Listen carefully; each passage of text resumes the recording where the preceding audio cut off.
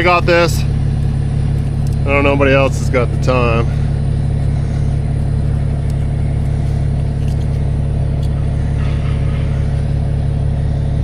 That's a fail. If you guys don't know this, a lot of people put them in like this, but it's in like this. It's got a nice big long groove in there. This one's kind of a bugger due to where it is. But you work it in with the screwdriver.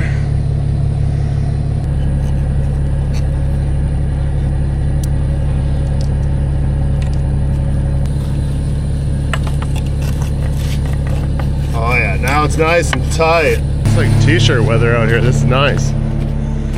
Oh shit. Hit the button so we start airing this thing up. Probably wondering how I could just drive around without that even hooked up. Some of you will know. People that don't pull these on a regular basis won't know.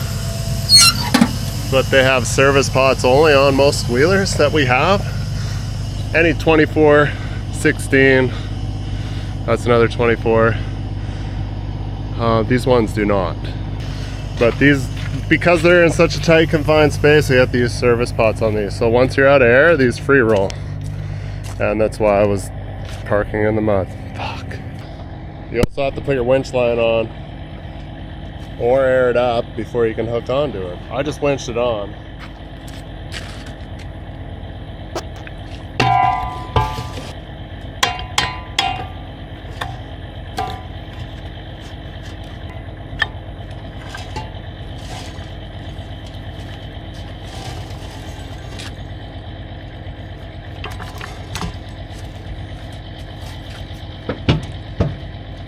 We put on our snatch block. You want to leave enough line so it's just hanging. I got a little bit too much. I already had to winch up a bunch.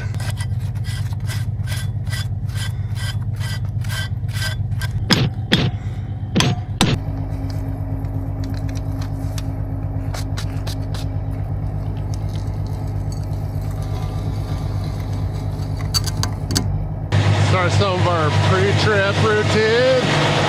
We want to make sure all your nuts are tight. You got hub oil.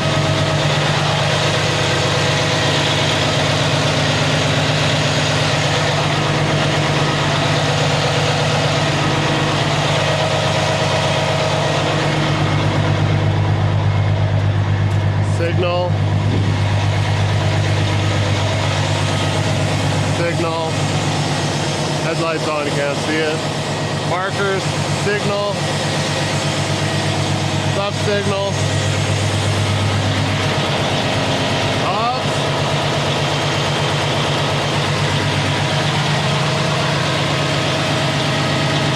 signal. These ones are off, they're on a separate switch. Markers are all working, headache rack is all working, signals are working. Tires. Yet again, you want to check all the nuts.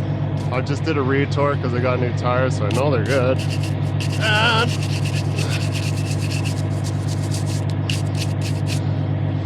since somebody else can't do their job, you do it for them.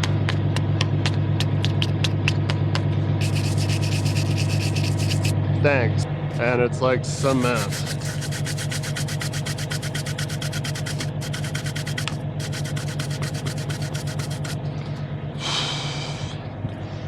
Sweet.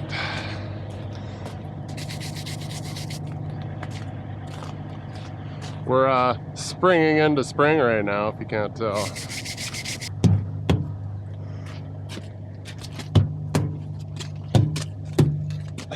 Dayton wheels on this trailer. Just gonna do a visual. Obviously nothing is moving because there's so much mud on them. You want to go around and check all your nuts, suspension, air lines, airbags. Nothing seems to be leaking. The suspension works a lot to compensate for my high wheel. Make sure all your lights are clean.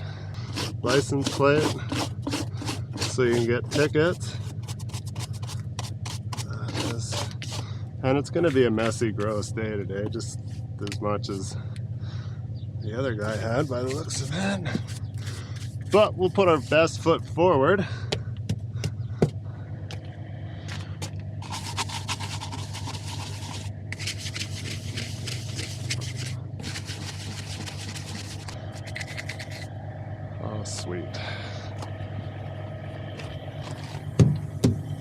something is. Yeah, it's the air ride. That valve needs to be replaced. See, it stopped. See, that bag is pretty tall because my wheel's kind of high on this truck in comparison to a lot of other trucks.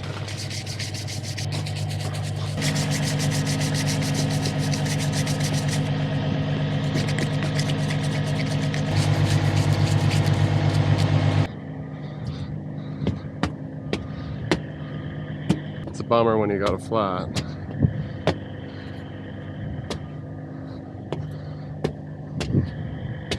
The tires getting down on track. These all have grease hubs, so there's nothing, no sight glasses to check on those. This trailer is 10.6 wide. Anything over 10 requires a D-sign. Anything over 11 requires beacons. Some of the big black double drop and this guy are both 11 wides. So you have to have beacons on at all times. It's kind of a bugger. I'm like 10.6 is more than enough, but beggars can't be choosers. Not that we're begging, we needed a 24 low, so we got one. Hopefully all our paths are dry today. It's a pretty dirty job being at the back of a wheeler when it's springtime weather. Oh boy. Make sure you eat your Wheaties before becoming a wheeler head. Heavy load, so we need extra heavy duty legs. I would say these pins are not ideal for holding 100,000 pounds. You don't usually put 100,000 pounds directly on the legs. When you pull mid, you have to shake. The Jeep's not, oh, the Jeep's in the shop. So when you have a Jeep in the trailer, so your 16-wheel Jeep, and this setup, you have to shake your load so most of the weight's on the back and you're almost not quite balancing the front legs. And then you deck off, lose your Jeep, deck back on, suck it back on. That's for off-road driving. A lot of times we gotta lose Jeep. Not all the time, but happens pretty frequent. I'm trying some new shit.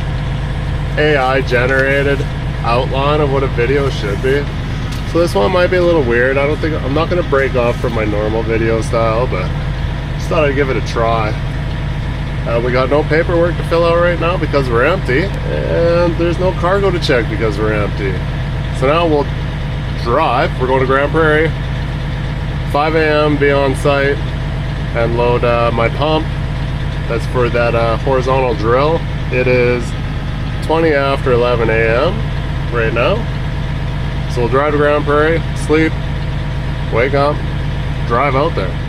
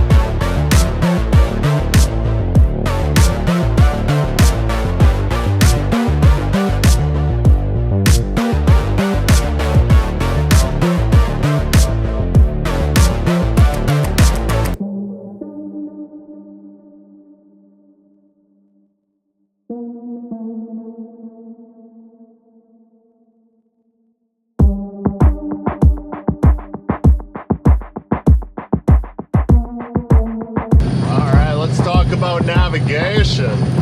Life scripted by AI YouTube. I don't really use much for navigation. I've been driving these parts for 20 plus years.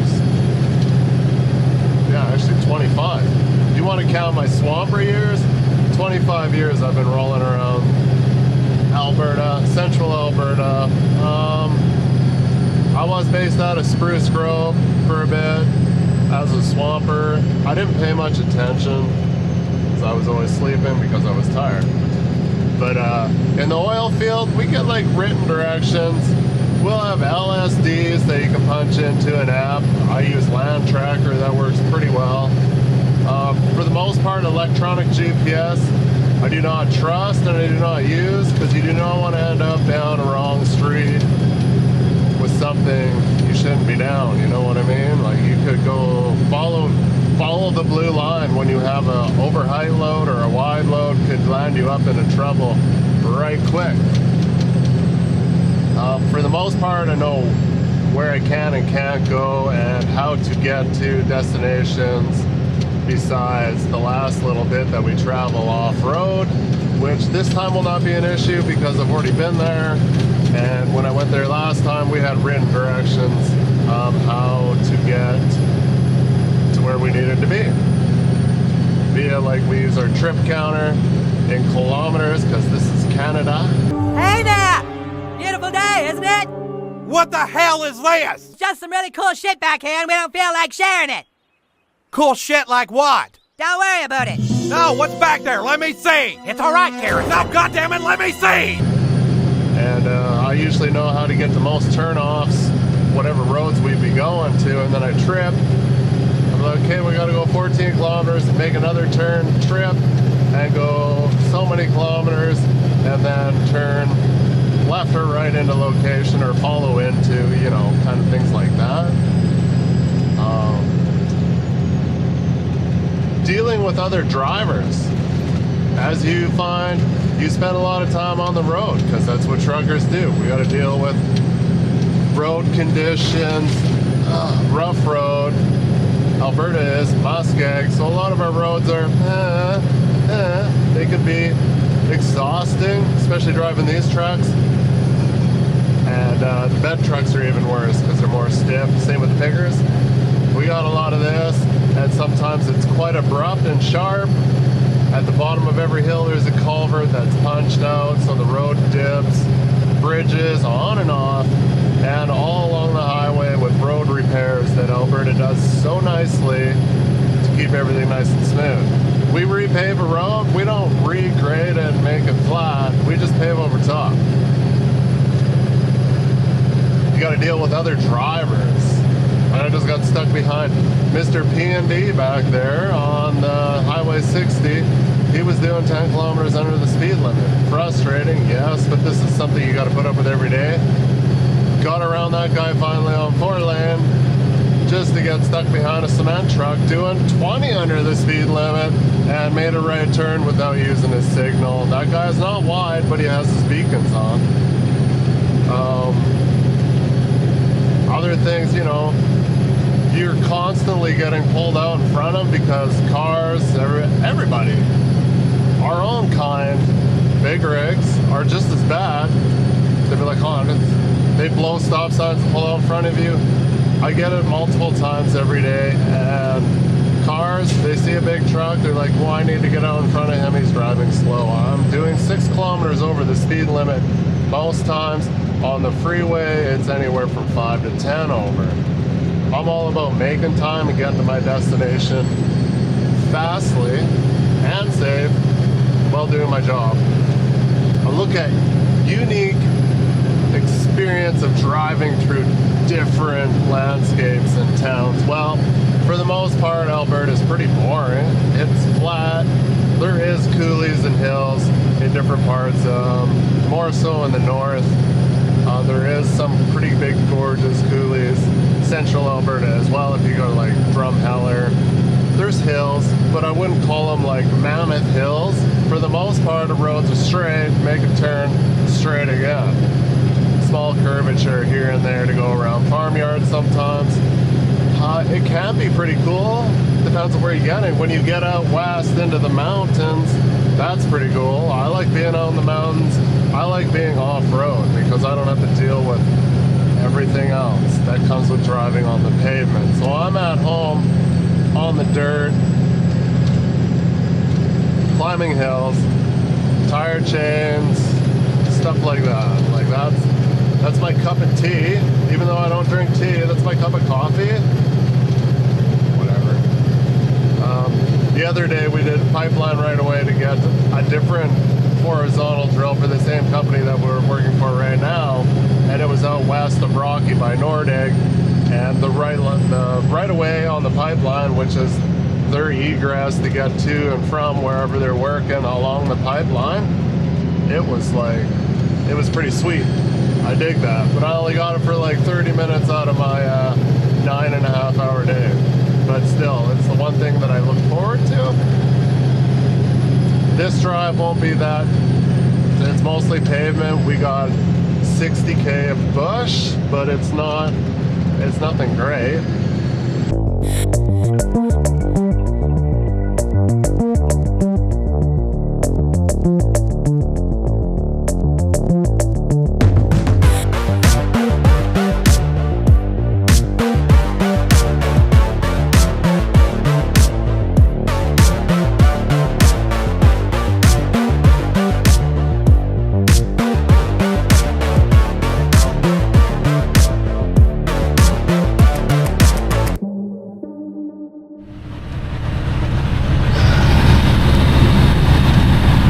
For keeping her clean, never win in Whitecourt. All right, Sweet Valley View. This is the last part of the leg. We got about probably 50 minutes. Holy water. 50 minutes, Grand Prairie. 570 kilometers from Black Falls to Grand Prairie. Usually about a 6-hour drive. Most of it's 4-lane. You can stay on 4-lane the whole time. I do like 5 hours and 20 minutes if nothing gets in my way and I'm empty. But that is rare and never happens. So it's clouding over. It's cooled off by like 1 degree. It's not too bad. Which is good. We need that for tonight because I don't want to be in the mud. You know, they're like, yeah, it's road bounds. We'll work night shift now. I'm like, you mean work in the dark in the mud? Sweet. That happens a lot. So we'll get into Grand Prairie. We'll have a munch, something to eat, grab fuel, park.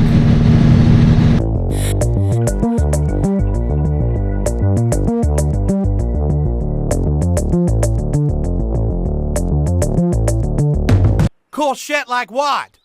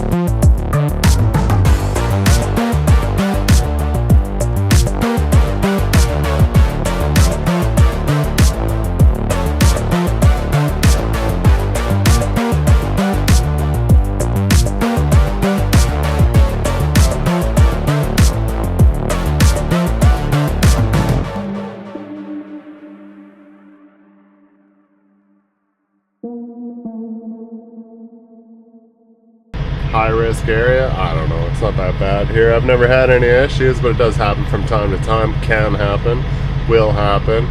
Lock your stuff up. Buddy's got his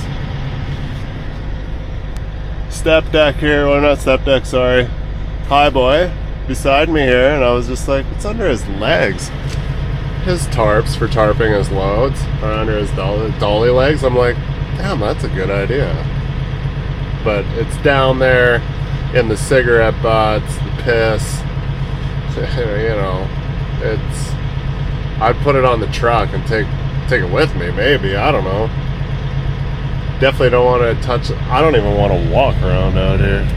The loneliness of the job and how a driver stays connected with family and friends. Well, I got all the time in the world to talk on the phone.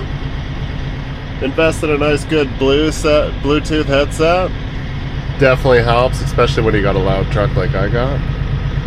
There's not a whole lot of talking on. I'm usually home every night. I don't spend like my whole log time on road driving, like cross country. We're usually pretty local. I do spend some time on the road, like tonight I'll be sleeping in the truck, but I'm usually, for the most part, I'm home for anywhere from 8 to 10 hours. Not very much, but at least you're home. You're home for dinner and a shower, have a brew and hang out, and yeah, it's back to bed and you pound the pavement again in the morning. Freedom of the open road and a sense of independence. Well, I like being a lone wolf.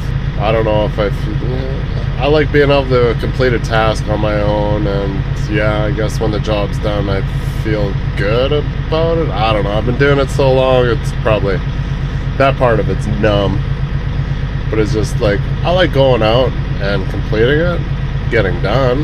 The satisfaction of delivering the goods, that's pretty much the same part, right? Like, I'm happy I got the job done and I didn't wreck anything and the truck made it from A to B. Rest and recharging, finding a safe place, and comfortable rest stops along the route. Well, I'd rather be sleeping out of town in the bush. I got one problem. I need coffee when I get up. I don't need it, but I prefer it, and then once I'm loaded, I won't be stopping for, like, to come all the way back over here. Not a big pain in the ass, but the importance of downtime and taking care of mental and physical health. Well, driving all day with a lot of Albertan traffic is mentally taxing on a person. My wife's like, you just drive around all day. I'm like, I don't just drive around all day. I'm like, I get stressed out. I got to deal with situations. You got everybody's in my way when the weather's bad, and it's mentally taxing. Physical health, for the most part, my job is pretty demanding. We chain up truck on regular basis. We're chaining down loads multiple times in a day. Like, we could do anywhere from, you're doing one load or you're doing like 4 or 5 loads, chaining them down. Like, I get pretty good physical activity. Some days not the greatest, true, but anticipating the next journey. Not when they call and they say there's a coil and it's muddy. Most jobs are pretty easy.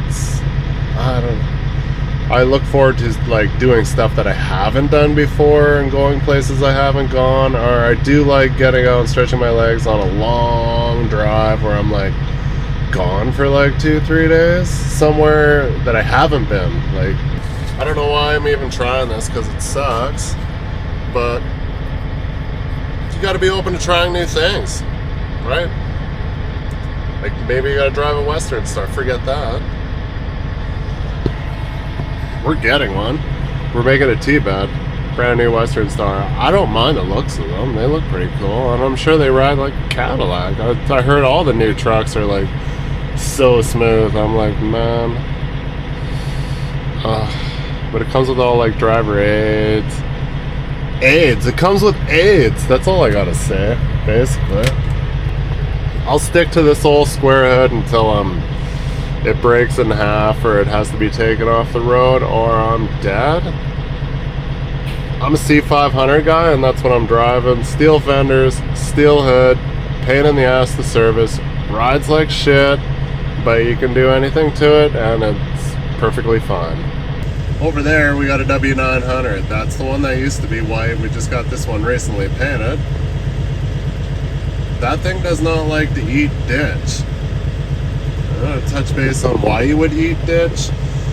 When you need the extra room to get around corners and stuff with like wheelers, long loads. You're a trombone and you're stretched out and you got 80 foot worth of trailer coming out of a location in between a gate and a cattle guard, you tend to go in the ditch a lot. I can stick this truck into the ditch without a worry. You stick that thing in the ditch from the driver's seat, you can see the fan and the rad. Not good. And I'm sure it doesn't really like that. Same with T800s that I've had many a times where I've had the hood. I'm like, did that just come unlatched? Dude, I forgot to touch base on my illustrious house. There's not much to it. I got like an aftermarket stereo. That helps. You usually listen to like a podcast, lots of music. We got VHF radios. I got 2 of them. For some reason, yes, sometimes you do need 2 of them. Not always, but handy. You can't probably see. Oh, it is dirty down there. That is the boom that I rarely listen to, but you know what else is cool when you have that? Listening to movies. Watching movies, which I don't have any time to do that, but sometimes I can watch my own videos. We got here's my fridge. It is just a Coolatron P20. It's a good thing they got that right there. I've had this thing for over 10 years and this thing just still keeps working. It fits in that spot perfectly and it's reachable from the driver's seat because my truck is so small. It's not about the size. This is what you call a coffin sleeper. This is 36 inches of mattress, which is taken up probably by like 4 inches of this cooler. I got a back window with a view. It's good to see your winch when you're being a winch truck operator. I got this nice sweet curtain. I got another curtain up there that goes hooks on there and it's got elastic on it. It stretches from here across. I think it's a Pro Trucker. I bought it from the Shell truck stop one time. It's like $40 or something. But yeah, it's when I kick this seat forward, it gives me a little bit of room. And honestly, you get the bigger trucks with the bigger bunk and the bed is still, for the most part, a lot of them are the same size bed. I'm like, why do you get bigger bunk? But I would like the bigger bunk to have the bigger toolboxes underneath. And it sucks getting dressed laying down, but I am like pro at it. And I'm able to do it where a lot of people probably aren't. It'd be nice to have the extra room for sure. And we actually have a tandem winch tractor that has the bigger bunk, same as that, mid-roof. This is an aero cab. It's technically mid-roof is what the bigger bunk would be, the same as this, unless if you got the studio bunk, I think has got the windows that always get broken or cracked from driving on gravel roads and people passing you by. But I've tried to talk the boss and he actually brought it up to me. I was like, that'd be a great idea. He's like, let's get that thing painted and put it on here this spring when we're done. Not a lot, because he was talking about buying a new truck and I'm like, I'd love a new truck, but then it's not going to be brand new. I would take a brand new one, yes, but he doesn't want a brand new one because they're $500,000 just for cab and chassis. That's a huge, it's doubled in price. 2014 I got a brand new one at Road Train C500, small bunk. It was a Texas bed, so we kept the bunk small. $225 for cab and chassis. Now 10 years later, $500,000.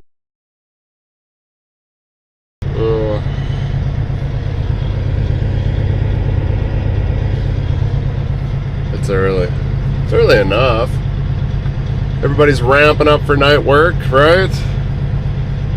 Lots of people coming and going all night around here. One problem that I don't like parking in truck stops. I got this guy came and parked beside me, woke me up. This guy came and parked beside me, woke me up. Annoying. I did my morning walk. We're only about 2 aisles over. Got Morning coffee. It's only probably an hour and 45 minutes out there, so we'll be leaving here right shortly. Get out there, get some chains on, and mosey on in.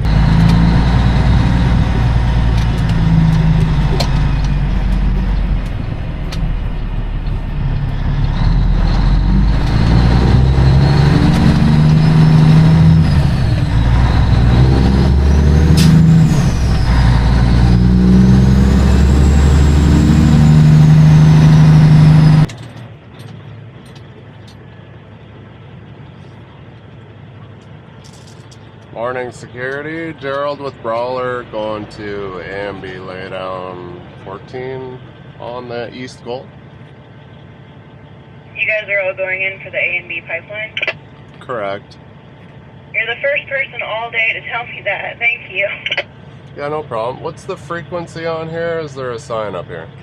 It'll be CAN 4 Road, CAN 4 Main, or 170.700. Copy that, thank you. Have a good one.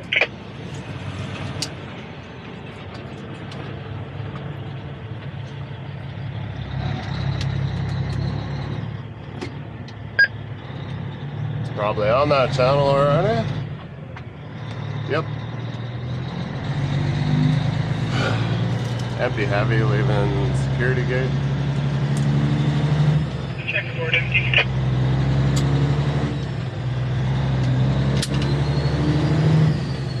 CAN 4 2000s road. Did this for about 15, 16K or so. Then we turn off.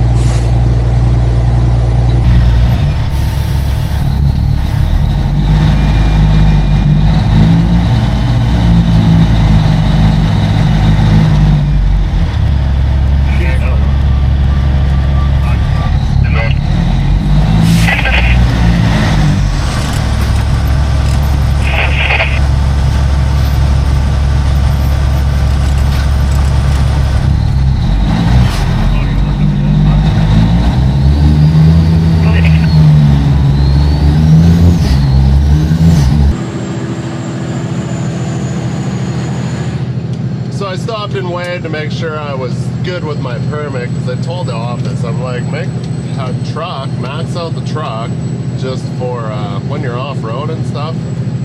There's no sense in putting the back of the trailer heavy and then nothing on the truck. I'd be like, suck it right up, max out the truck. It's better for climbing hills, even though everything was pretty good out there, not too bad. So what were my weights? My steer weight, 7250. My drives, which is a tri-axle, 22,970, permitted me for 24. And we're 32,740 on the 24. That's the back of the trailer. So it's a tri-axle configuration with 2 tires per side, per axle, which gives you 24 wheels. So we're definitely good there. We'll have to record those weights and keep track of that stuff, because we've been hauling this stuff all the time now, so.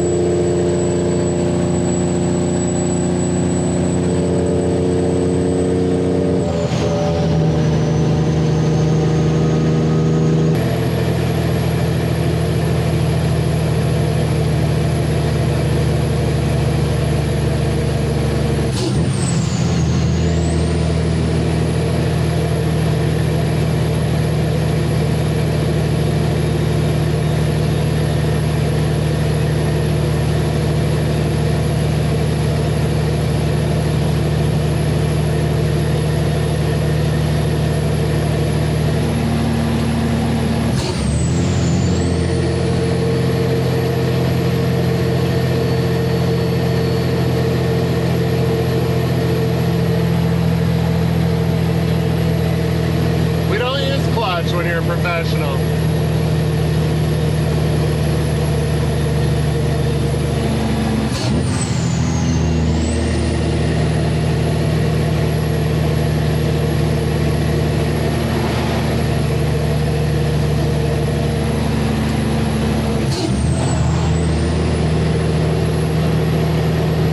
Engine fan.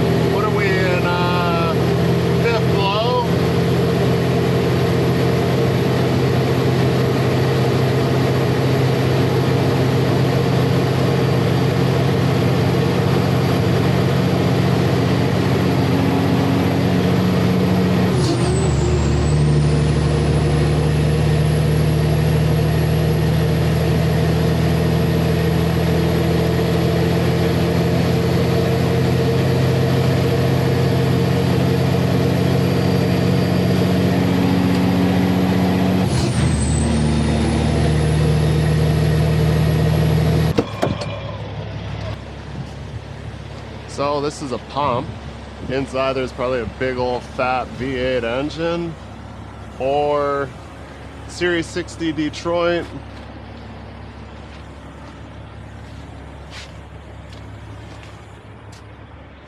And they use it to pump fluids down the hole while they're drilling. Goes right in the drill stem at the rig and goes all the way down to the drill bit to keep it cool, and it helps with drilling too. Oh, this is the good stuff.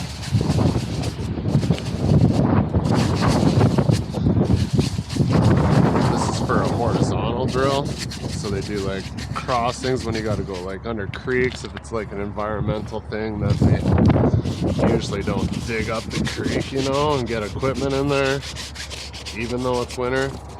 This is bullshit.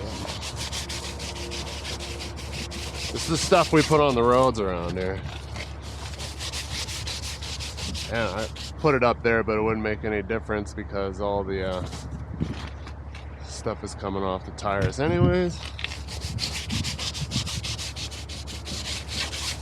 Half-inch chains, cross chain front and back.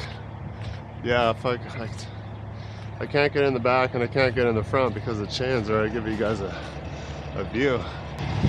We're double line. That's a snatch block. That's good for 80 ton, I think is what that one's rated. It's way overrated for what I need. I only got 1-inch line, double back. I don't know if that's a 50 or 40 ton.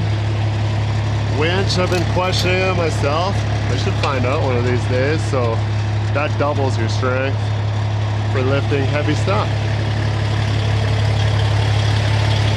C5 is the truck. Kenworth, of course. My favorite. It's all I've had for over 10 years now. There's been a couple trucks that came and gone.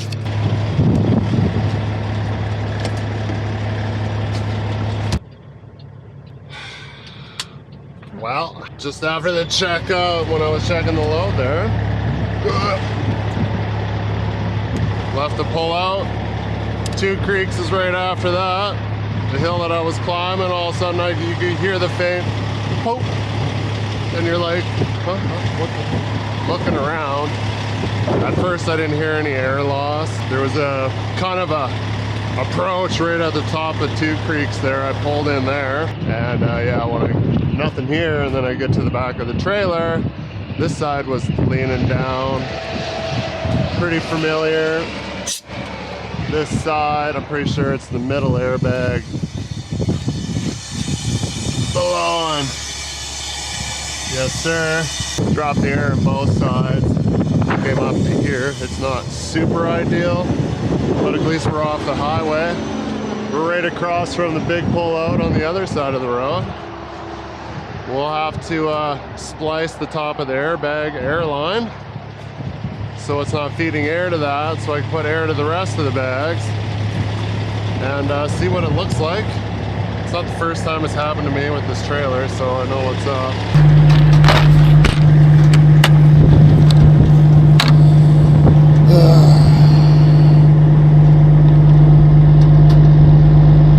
I think it's that size right there. Definitely this one, yeah. I'm not a big fan of push-in fittings, but times like this is a good time. It really sucks that it's in a shitty spot.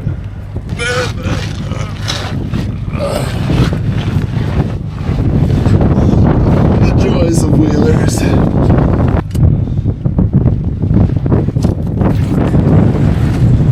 That wind can pop right off. Take off the sunglasses. Sorry guys, but it is windy.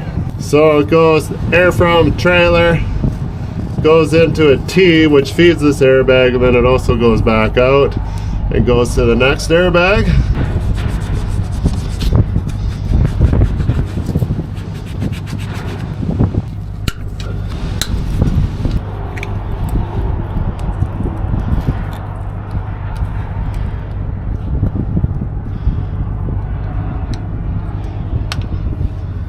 Tires in the way.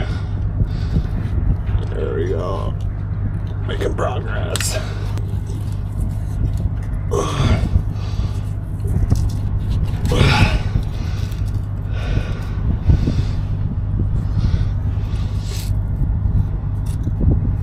Should just find a zip tie. I think that'll be alright. I think it'll be alright. Maybe evacuate this way.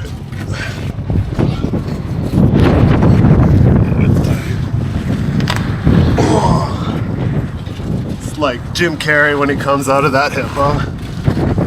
There would be more room if the suspension was up.